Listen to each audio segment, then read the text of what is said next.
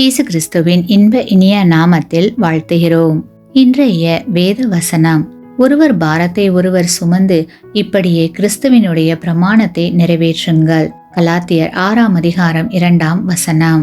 Today's Bible verse: Bear one another's burdens and so fulfill the law of Christ. Galatians chapter 6 verse 2. அநேக ஆண்டுகளுக்கு முன்னால் பாரிஸில் உள்ள மிகப்பெரிய கலையரங்கத்தில் பிரசித்தி பெற்ற பாடகர் பாடுவதாக அறிவிக்கப்பட்டது. டிக்கெட் விற்பனை அமோகமாக இருந்தது. அந்த நாளில் கலையரங்கம் நிரம்பி வழிந்தது. திடீரென்று நிகழ்ச்சியின் ஒருங்கிணைப்பாளர் மேடைக்கு வந்தார். நாம் ஆவலோடு எதிர்பார்த்து கொண்டிருக்கும் பாடகர் தவிர்க்க முடியாத காரணத்தால் வர முடியவில்லை. இப்போது அவருக்கு இணையான வேறொரு பாடகர் பாடுவார் என்றதும் அங்கிருந்தவர்களுக்கு பெரிய ஏமாற்றமாக இருந்தது. வேறொரு பாடகர் பாடி முடித்தார். மக்களிடமிருந்து எந்த கரவொலியும் எழவில்லை.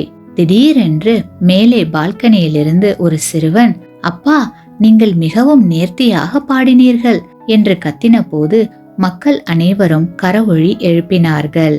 களைத்து போய் வீடு திரும்பும் பெற்றோருக்கு குழந்தைகளின் சிரிப்பு களைப்பை எல்லாம் போக்குவதாயிருக்கும்.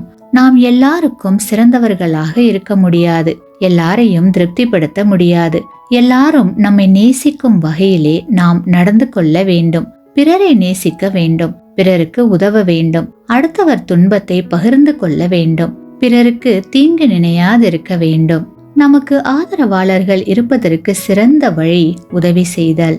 இயேசு கிறிஸ்து சிறந்தவராக இருக்க காரணம் அவர் தன் ஜீவனையே உலகுக்கு தந்தார். கிறிஸ்துவையும் கிறிஸ்தவ மார்க்கத்தையும் ஒழிக்க பலர் முயன்றாலும் முடியவில்லை. அதற்கு காரணம் அவருடைய அன்பு, அவர் செய்த நன்மை, அவர் நடந்து கொண்ட விதம். இவை யாவும் உலகத்தை ஈர்த்தது.